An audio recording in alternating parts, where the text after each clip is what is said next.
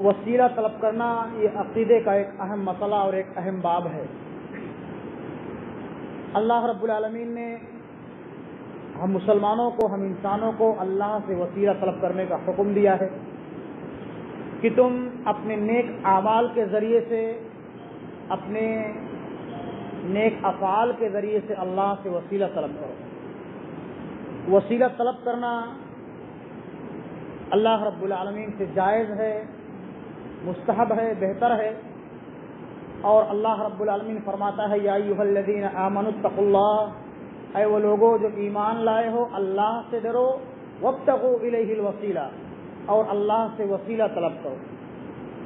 اور اللہ نے فرمایا کہ والعمل الصالح یرفعہ، نیک اعمال اللہ کی طرف پہنچائے جاتے ہیں، بلند کیے جاتے ہیں۔ ہم اور آپ جو کام نیک اعمال اس دنیا کے اندر کرتے ہیں، وہ نیک اعمال اللہ رب العالمین کے ہاں پہنچائے جاتے ہیں، اور ہمارے ان نیک اعمال کا بدلہ اللہ رب العالمین ہمیں اچھائی کی شکل میں دیتا ہے۔ اگر انسان اس دنیا کے اندر اچھے اعمال کرتا ہے تو اس کا ثمرہ، اس کا فائدہ کل قیامت کے دن اس کو اچھائی کی شکل میں ملے گا، اس کے نامہ اعمال کو اس کے داہنے ہاتھ میں دیا جائے گا، اور اگر برائی کرے گا تو اس کا نامہ اعمال اس کے بائیں ہاتھ میں دیا جائے گا۔ تو اللہ رب العالمین ہم مسلمانوں کو، ہم انسانوں کو اس دنیا کے اندر کثرت سے نیک اعمال کرنے کا حکم دیتا ہے۔ نیک اعمال میں سے فرائض ہیں، فرائض کے ذریعے سے آپ اللہ سے وسیلہ طلب کیجئے۔ ہم اور آپ نماز پڑھتے ہیں، روزہ رکھتے ہیں، زکوٰۃ دیتے ہیں، حج کرتے ہیں، اپنے والدین کے ساتھ حسن سلوک کرتے ہیں، پڑوسیوں کے ساتھ اچھے معاملات کرتے ہیں۔ یہ تمام اعمال جو اللہ کے ہم محبوب اور پسندیدہ ہیں، ان اعمال کے ذریعے سے ہم اور آپ کو اللہ سے وسیلہ طلب کرنی چاہیے۔ یا تو ہم نوافل پڑھتے ہیں، یا نوافل کا اہتمام کرتے ہیں، تہجد گزاری کرتے ہیں، نوافل صدقات و خیرات کا اہتمام کرتے ہیں۔ اسی طرح وہ تمام نفلی اعمال جو مستحب ہیں، جو واجب نہیں ہیں، لیکن ہم ثواب سمجھ کر کے اس دنیا کے اندر اپنے رب کو راضی اور خوش کرنے کے لیے کرتے ہیں، ان سے بھی ہم وسیلہ طلب کر سکتے ہیں۔ مثال کے طور پر، اے اللہ میں تیری رضا کی خاطر تیرے بتائے ہوئے تعلیمات پر عمل کرتا ہوں، نماز پڑھتا ہوں، روزہ رکھتا ہوں، زکوٰۃ دیتا ہوں، حج کرتا ہوں۔ اے اللہ تو میرے ان نیک اعمال کو قبول کر لے اور مجھے گناہوں سے پاک و صاف کر دے۔ اے اللہ میں تیری رضا کی خاطر پنج وقتہ نمازوں کے اہتمام کے ساتھ ساتھ رات کو اٹھ کر کے شب بیداری کرتا ہوں، تہجد پڑھتا ہوں۔ اے اللہ میں زکوٰۃ کی ادائیگی کے ساتھ ساتھ نوافل صدقات و خیرات کا بھی اہتمام کرتا ہوں۔ اے اللہ تو میرے ان نیک اعمال کو قبول کر لے اور اس کے بدلے میں تو مجھے جنت دے دے۔ یہ وہ وسائل ہیں، وسیلے ہیں جو انسان کرتا ہے یا انسان کو کرنا چاہیے۔ لیکن اس کے برخلاف اگر آپ کسی مرنے والے سے یا کسی دوسرے کے نیک عمل سے اگر آپ وسیلہ طلب کرتے ہو تو یہ شریعت کے اندر حرام اور ناجائز ہے۔ مثال کے طور پر، اے اللہ فلاں بندہ بہت نیک تھا، اس کے ذریعے سے تو ہمارے گناہوں کو معاف کر دے۔ یہ کون سی بات ہے؟ نیک عمل وہ کر رہا ہے، اس کے ذریعے سے ہم وسیلہ طلب کر رہے ہیں۔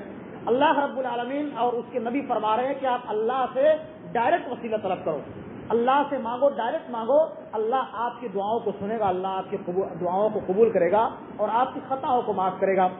اللہ رب العالمین نے ہم مسلمانوں کو اس دنیا کے اندر جب نیک عمل کرنے کا حکم دے رہا ہے تو وہ ہم کو اس بات کی تعلیم دے رہا ہے کہ ادعونی استجب لکم، تم مجھ کو ڈائریکٹ پکارو، میں تمہاری پکار کو سنوں گا۔ وَإِذَا سَأَلَكَ عِبَادِي عَنِّي فَإِنِّي قَرِيبٌ أُجِيبُ دَعْوَةَ الدَّاعِ إِذَا دَعَانِي فَلْيَسْتَجِيبُوا لِي وَلْيُؤْمِنُوا بِي لَعَلَّهُمْ يَرْشُدُونَ۔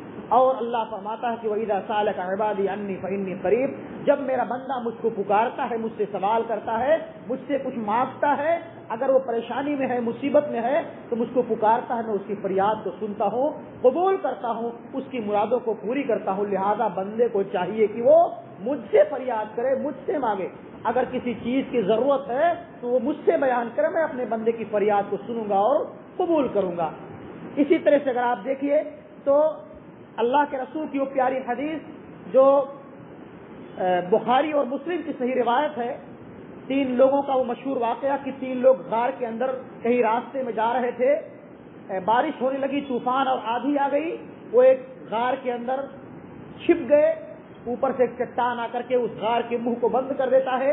3 لوگ کافی پریشان ہوتے ہیں، وہ تینوں لوگ آپس میں مشورہ کرتے ہیں کہ اب ہمارا اس غار سے نکلنا بہت ہی مشکل ہے یا ناممکن ہے. اب ایسا کرتے ہیں کہ اللہ رب العالمین سے ہم وسیلہ طلب کرتے ہیں اپنے ان نیک اعمال کا واسطہ دے کر کے جن نیک عمل کو ہم نے اس دنیا کے اندر خالص رب العالمین کی رضا جوئی کے لیے کی ہو. یعنی وہ نیک اعمال جو ہم نے اپنے پروردگار کو خوش کرنے کے لیے، راضی کرنے کے لیے اخلاص اور للہیت کے ساتھ اس دنیا کے اندر کی ہے، ان نیک اعمال کا واسطہ دے کر کے اللہ کو پکاریں گے، اللہ سے مدد طلب کریں گے. انشاءاللہ العزیز رب العالمین ہمیں اس غار سے صحیح سلامت نکال دے گا. پہلا آدمی اللہ سے سوال کرتا ہے اس غار کے اندر جہاں سے نکلنا ناممکن ہوتا ہے. پہلا انسان اللہ کے سامنے اپنی فریاد کو رکھتا ہے، اپنے دامن کو پھیلاتا ہے. اللہ میں اس غار کے اندر پھنسا ہوں. اے اللہ میں نے دنیا کے اندر وہ نیک عمل کیے تھے.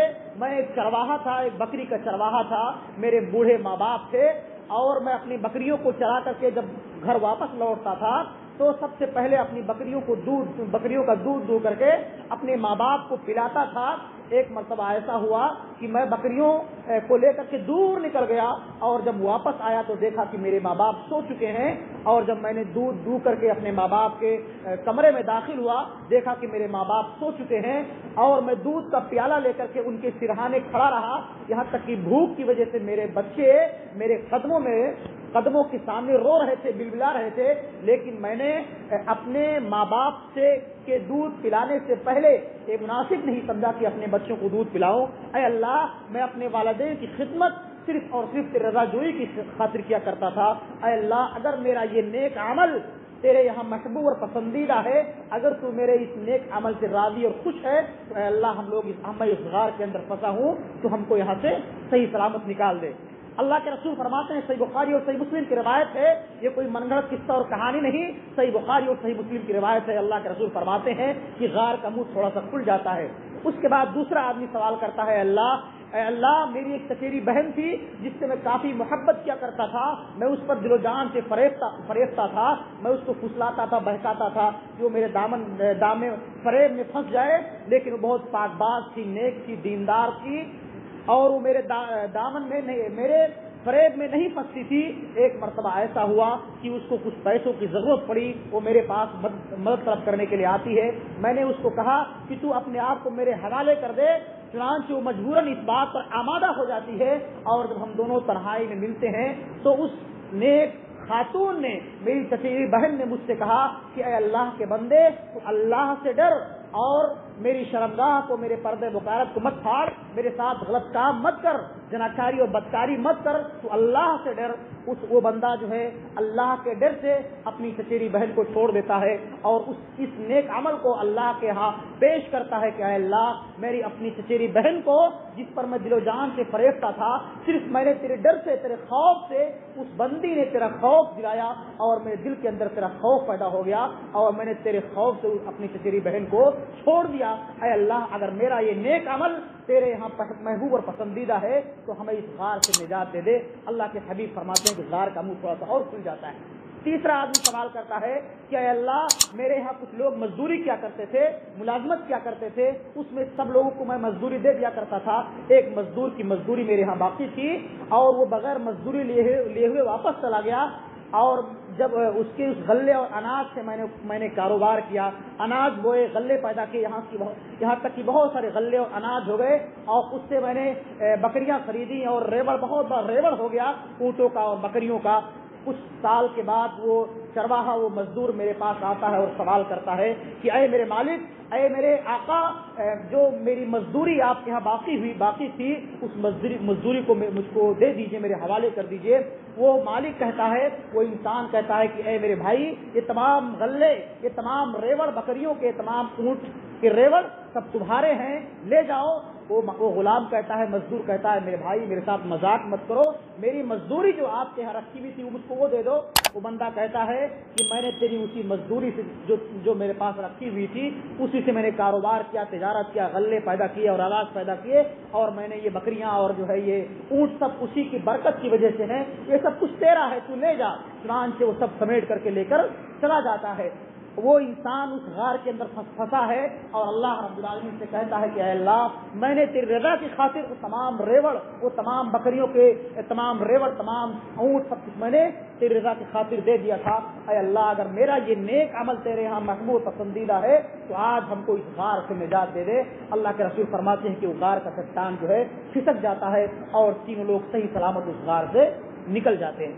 اس حدیث مبارکہ سے ہم کو اور آپ کو تعلیم دی جا رہی ہے کہ اگر ہم کسی مصیبت اور پریشانی میں پھنسے ہوئے ہیں، کہیں ہم پر کوئی مصیبت آ گئی ہے تو ہم کسی بابا کے پاس مت جائیں، کسی درگاہ پر نہ جائیں، کسی آستانے پر جا کر کے اپنی پیشانیوں کو مت رگڑیں، چادریں مت چڑھائیں، بلکہ اس رب العالمین کو پکاریں جو اللہ ہمارے شہرت سے زیادہ قریب ہے، جس کا فرمان ہے کہ تم دن اور رات میں 5 وقت میری بارگاہ میں آ کر کے میرے سامنے اپنی پیشانیوں کو جھکاؤ، میں تمہاری دعاؤں کو قبول کروں گا، تمہاری حاجات کو پوری کروں گا۔ میرے بھائیوں، لیکن افسوس کے ساتھ کہنا پڑتا ہے، یہ افسوس کا مقام ہے کہ آج ہم پر پریشانیاں بھی آتی ہیں اور خوشی بھی آتے ہیں۔ اللہ رب العالمین فرماتا ہے، اللہ کے رسول فرماتے ہیں کہ اللہ رب العالمین فرماتا ہے کہ اے میرے بندو، تم آسانی میں اپنی خوشحالی میں مجھ کو یاد کرو، مجھ کو پکارو، میں پریشانیوں میں تمہارے کام آؤں گا۔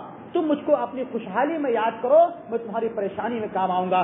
لیکن ہم پر خوشی کا وقت ہوتا ہے، ہم اللہ کو بھول جاتے ہیں، جب پریشانی اور مصیبت آتی ہے تو اللہ کرتے ہیں۔ میرے بھائیوں، ضرورت اس بات کی ہے کہ ہم ہمیشہ اللہ کو یاد کریں، چاہے خوشی کا مقام ہو، اور خوشی کا مقام ہو تو اللہ کا شکریہ ادا کریں، غم کا مقام ہے تو اللہ کو یاد کریں، اللہ کو پکاریں۔ انشاءاللہ العزیز رب العالمین ہماری دعاؤں کو سنے گا اور قبول کرے گا، اور ہماری خطاؤں کو معاف کرے گا، ہماری درجات کو بلند کرے گا۔ اور ایک مسلمان کا ایک طریقہ اور سیوا ہوتا ہے کہ وہ ہمیشہ اپنے نیک اعمال کے ذریعے سے اللہ سے وسیلہ طلب کرتا ہے، کسی اور سے یا کسی اور کے نیک عمل کے ذریعے سے وسیلہ طلب نہیں کرتا، یا درگاہوں پر جا کر کے اپنے جو ہے ایمان کا سودا نہیں کرتا ہے۔ ایک مسلمان، ایک مومن کا کردار یہ ہوتا ہے کہ وہ ہمیشہ ہر حال میں اپنے رب کو پکارتا ہے، جو اللہ اس کے دعاؤں کو سنتا اور قبول فرماتا ہے۔ رب العالمین سے دعا ہے کہ مولا کریم تو ہمیں اپنی جبین نیاز کو اپنے سامنے خم کرنے کی توفیق عطا فرما۔ اے اللہ تو ہمارے ایمان اور عقیدے کو مضبوط بنا۔ آمین۔ تقبل یا رب العالمین۔ وآخر دعوانا الحمدللہ رب العالمین۔